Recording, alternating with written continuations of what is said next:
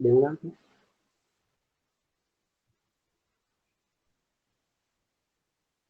Baik, Bismillahirrahmanirrahim. Yang saya hormati dosen pembimbing mata kuliah pencegahan dan perawatan cedera. Yang saya hargai adalah teman-teman kelas PJKRE angkatan 19. Assalamualaikum warahmatullahi wabarakatuh. Waalaikumsalam warahmatullahi wabarakatuh. Waalaikumsalam warahmatullahi wabarakatuh. Alhamdulillah, segala puji bagi Allah Subhanahu wa taala yang Maha mengetahui dan Maha melihat hamba-Nya.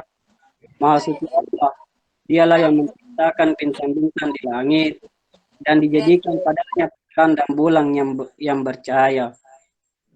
Begitu pula Allah menciptakan para pencipta dan perindu sehingga mereka mampu mendengar. Dan juga Allah membukakan hati para orang-orang yang sedang mengembara di kehidupannya sehingga mereka mampu melihat. Aku bersaksi bahwa tidak Tuhan selain Allah dan bahwa Muhammad adalah hamba-Nya dan Rasul-Nya yang diutus dengan kebenaran sebagai pembawa kabar gembira dan pemberi peringatan, mengajak pada kebenaran dengan isinya dan cahaya penerang bagi umatnya.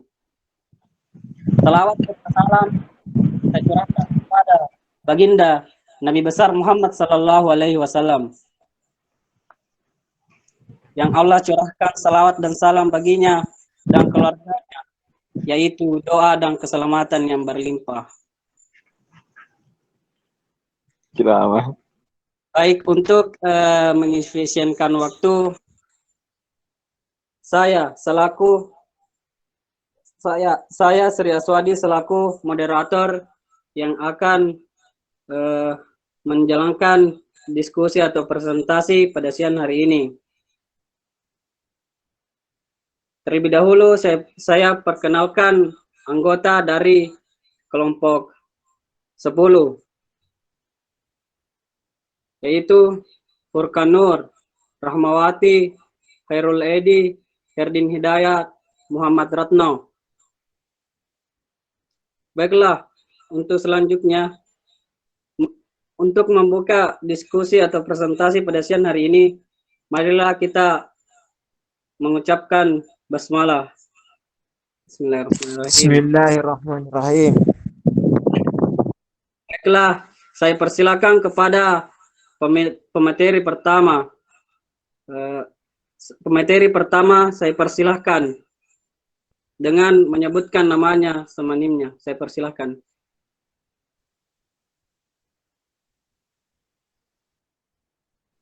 Assalamualaikum warahmatullahi wabarakatuh. Perkenalkan, nama saya Herman. Materi pertama. NIM 193-104-1203. Baik, saya kembalikan ke moderator. Ya, saya persilakan kepada pemateri pertama.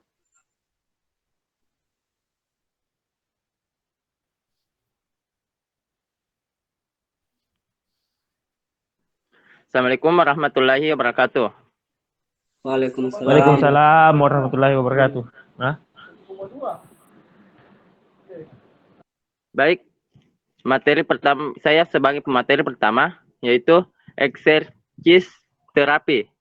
Eksersis terapi atau fisioterapi merupakan profesi bidang kesehatan. Fisioterapi merupakan sebutan di Indonesia di berbagai negara dengan nama yang berbeda-beda. Pada umumnya menggunakan nama fisioterapi, physical terapi, kinesiologi, dan lain-lain. Namun pada dasarnya memiliki dasar keilmuan dan tujuan sama. Eksersis terapi bisa juga disebut dengan terapi latihan. Lanjut.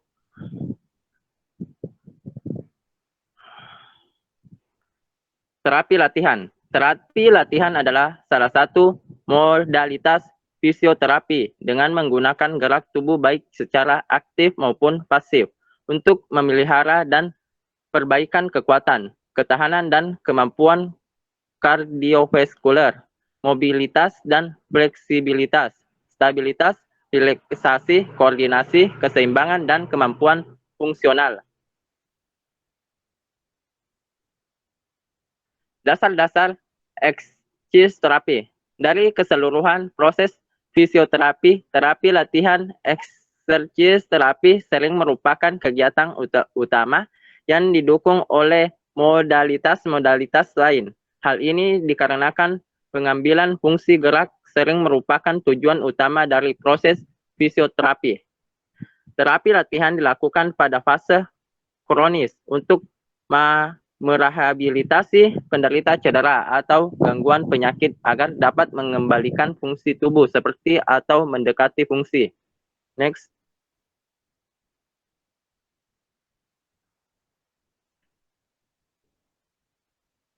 Tujuan efek fisiologis terapi latihan. Yang pertama, memperbaiki atau mencegah gangguan fungsi tubuh. Yang kedua, memperbaiki kecacatan. Ketiga, mencegah atau mengurangi faktor resiko gangguan kesehatan. 4. Mengoptimalkan status kesehatan dan kebugaran. Indikasi terapi latihan. Berikut ini beberapa keadaan yang umumnya dapat diperbaiki dengan terapi latihan, yaitu 1. Nyeri. 2. Kelemahan dan penurunan ketahanan otot. 3. Pengurangan jangkauan gerak yang dapat dikarenakan oleh kekuatan kapsul sendi maupun pengurangan panjang otot. 4. Mobilitas sendi yang berlebihan. 5. Postur tubuh yang abnormal. 6. Gangguan keseimbangan stabilitas postur, koordinasi, perkembangan, dan tonus otot. 7.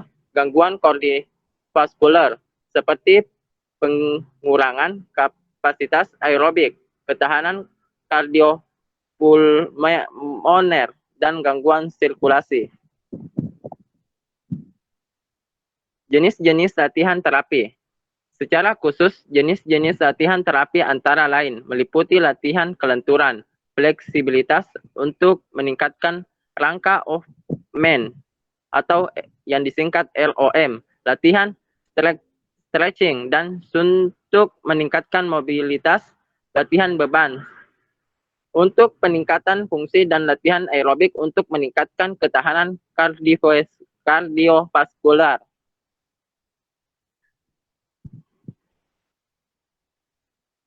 Lanjut. Latihan fleksibilitas, latihan ROM. Latihan fleksibilitas merupakan teknik dasar yang digunakan untuk meningkatkan jangkauan gerak. Gerakan akan mempengaruhi semua struktur pada area tersebut, termasuk persendian, kapsul sendi, ligamen, fasia, pembuluh darah, dan syaraf. Jangkauan gerak dipengaruhi oleh jangkauan sendi dan jangkauan otot. Jangkauan sendi dideskripsikan dalam istilah fleksi, ekstensi, abduksi, aduksi, dan rotasi. Jangkauan gerak sering diukur menggunakan gonimeter dan dihitung dalam derajat.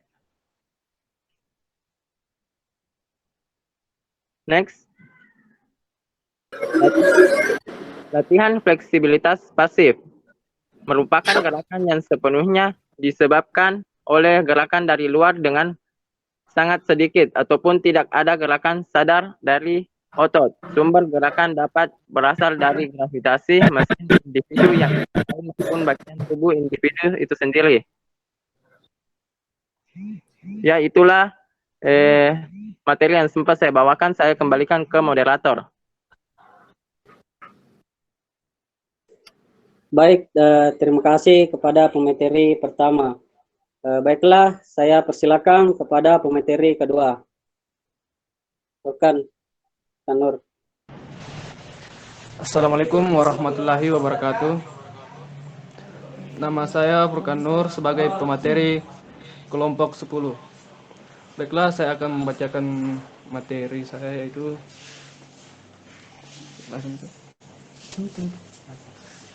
tujuan khusus latihan fleksibilitas pasif. 1. Memelihara persendian dan mobilitas jaringan ikat. 2. Meminimalkan pembentukan jaringan kontraktur. 3. Memelihara elastisitas otot.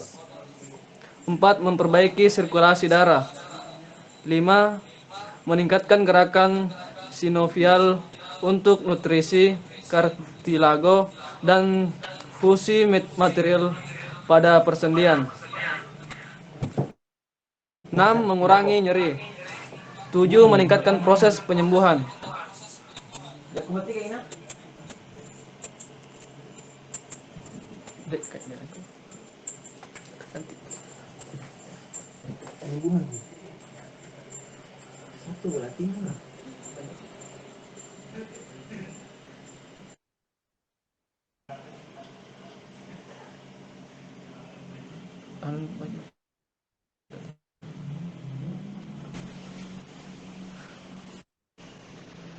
Berikutnya kontraindikasi latihan fleksibilitas.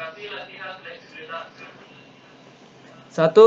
Latihan fleksibilitas tidak boleh dilakukan bila latihan tersebut mengganggu proses penyembuhan seperti pada keadaan patah tulang. 2. Latihan fleksibilitas harus dilakukan dengan hati-hati pada area tumit dan kaki untuk meminimalkan stasis vena dan pembentukan trombus. Tanda-tanda latihan yang tidak tepat adalah timbulnya rasa nyeri dan peradangan. 3. Fleksibilitas harus dimonitor dengan ketat pada keadaan setelah gangguan jantung.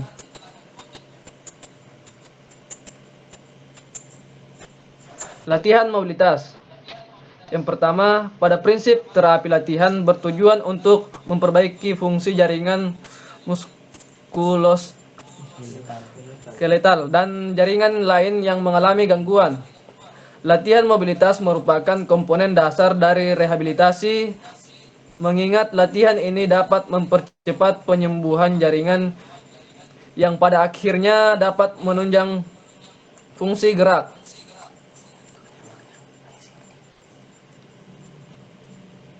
Latihan pasif. Pada latihan pasif, gerakan dilakukan oleh bantuan luar tanpa mengandalkan gerakan mandiri otot penderita. Bantuan luar dapat berasal dari orang lain ataupun dari mesin. Latihan pasif biasanya dilakukan pada tahap awal rehabilitasi. Selama struktur jaringan masih mampu menahan beban gerakan tanpa risiko cedera lebih lanjut.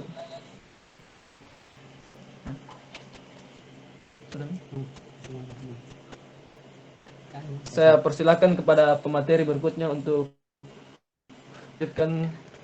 saya persilakan moderator untuk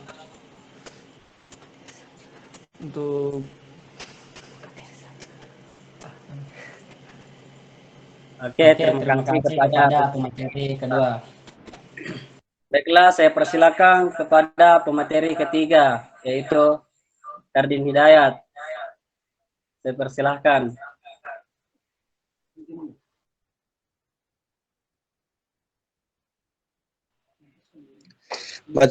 Materi berikutnya yaitu latihan aktuan. Pada latihan jenis ini, gerakan dilakukan secara aktif, akan tetapi dibantu oleh bantuan tenaga dari luar. Latihan jenis ini sangat bermanfaat untuk menguatkan otot yang lemah serta meningkatkan jangkauan gerak sendi. Faktor lain yang harus dipertimbangkan dalam hal ini adalah gravitasi. Jika latihan dibantu oleh gravitasi, efektivitas mobilisasi target struktur dapat meningkat.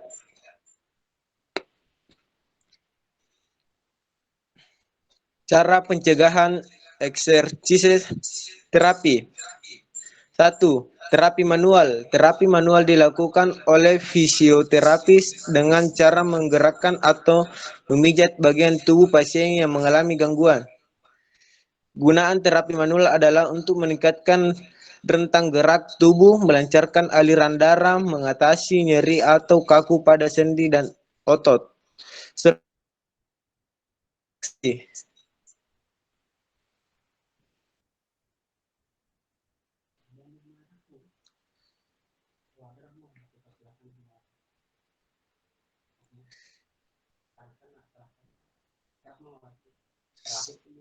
Saya serahkan kepada pemateri selanjutnya, yaitu Rahmawati.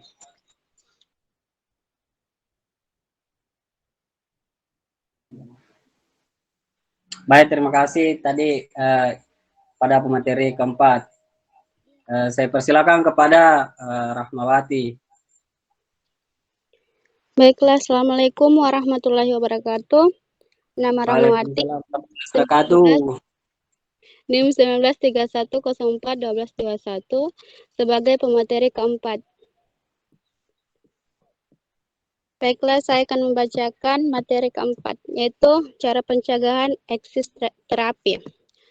2. Latihan pergerakan. Pada terapi ini, fisioterapis akan memberikan latihan kepada pasien yang bertujuan untuk meningkatkan kemampuan gerak atau mobilitas, serta menguatkan bagian tubuh tertentu. Contohnya latihan menggerakkan seluruh tubuh, berjalan dengan bantuan tongkat, atau terapi dalam kolam dengan air hangat dan dangkal atau hidroterapi. Selain itu, fisioterapis juga akan mengajarkan gerakan-gerakan latihan yang dapat pasien lakukan di rumah untuk mencegah cedera dan meredakan nyeri.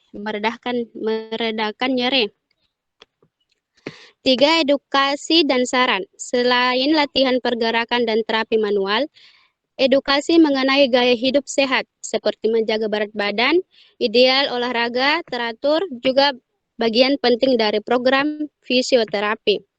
Fisioterapis juga akan memberikan saran mengenai posisi tubuh yang benar dalam menjalani aktivitas sehari-hari, seperti saat mengangkat benda berat, duduk, berjalan, termasuk tidur, guna mengurangi nyeri dan mencegah cedera.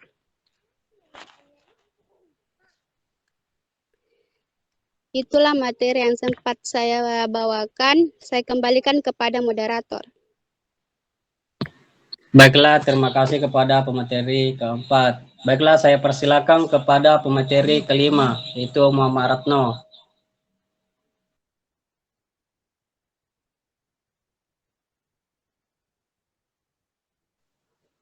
Muhammad Ratno.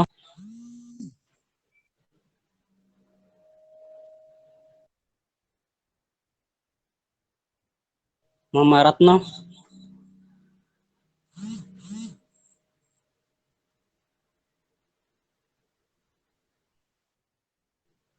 Muhammad Ratno.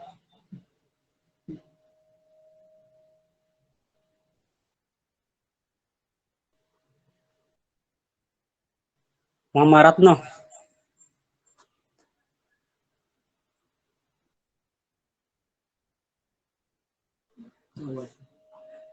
Baiklah, karena Muhammad Ratno tidak ada, maka saya persilakan kepada.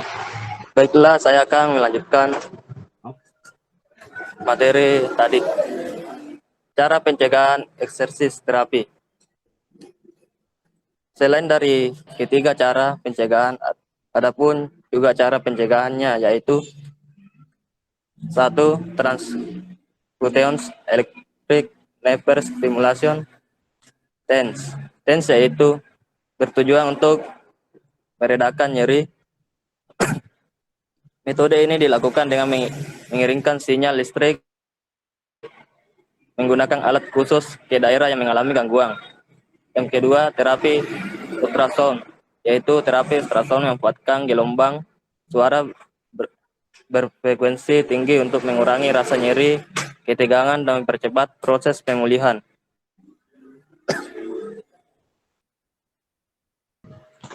Baiklah, itulah tadi materi dari kelompok kami.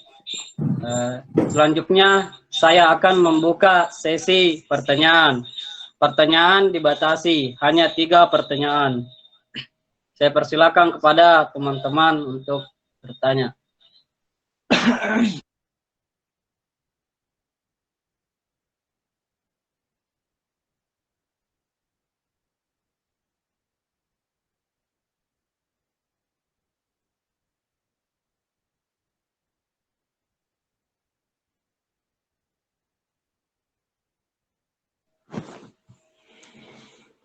Tidak ada yang mau bertanya kah?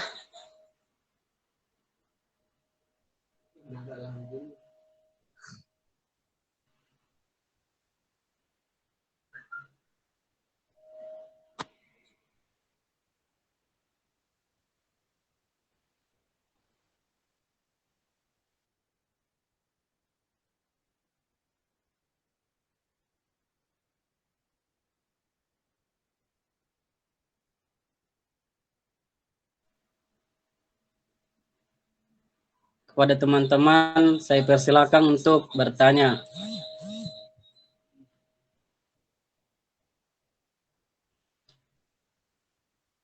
Tidak ada yang mau bertanya kah?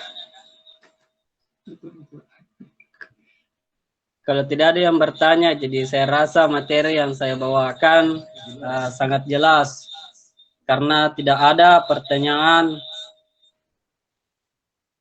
dari teman-teman.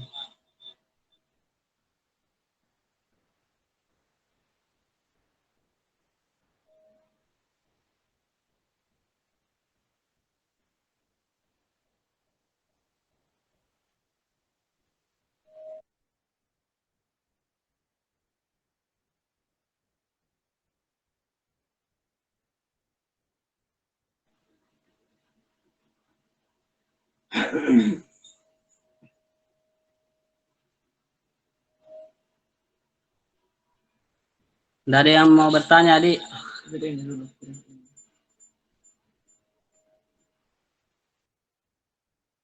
Coba PPT-nya kirim di grup.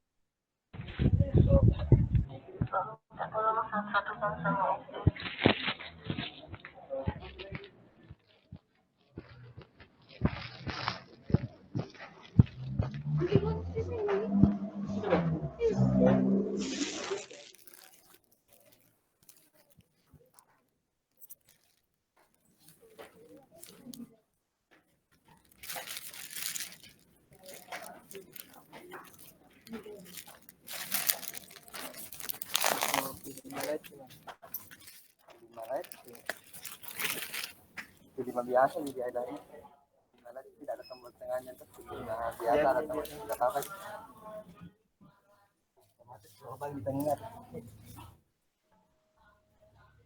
Ada yang ingin bertanya?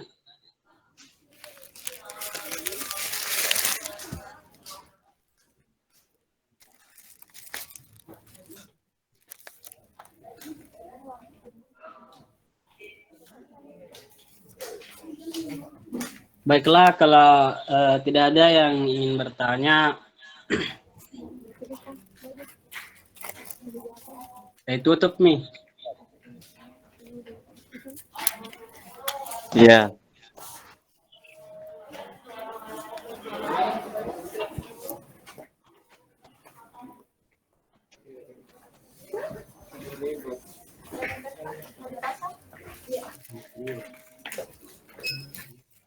Sebagai kesimpulan, yaitu exercise terapi atau fisioterapi merupakan profesi bidang kesehatan. Fisioterapi merupakan sebutan di Indonesia di berbagai negara dengan yang berbeda-beda. Pada umumnya menggunakan nama fisioterapi, physical terapi, kinesiologi, dan lain-lain. Namun pada dasarnya memiliki dasar keilmuan dan tujuan yang sama. Exercise terapi biasa juga disebut dengan terapi latihan. Mungkin sekian dari kelompok kami. Lebih kurangnya mohon dimaafkan. Assalamualaikum warahmatullahi wabarakatuh. Waalaikumsalam warahmatullahi wabarakatuh.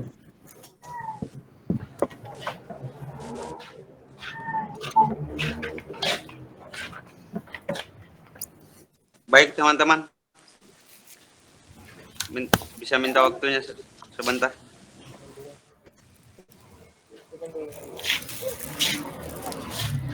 Bisa kan minta waktu dulu sebentar.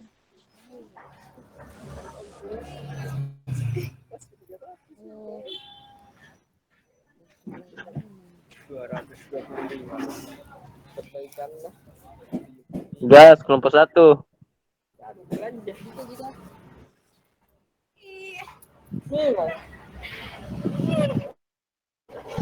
Kali aku belajar.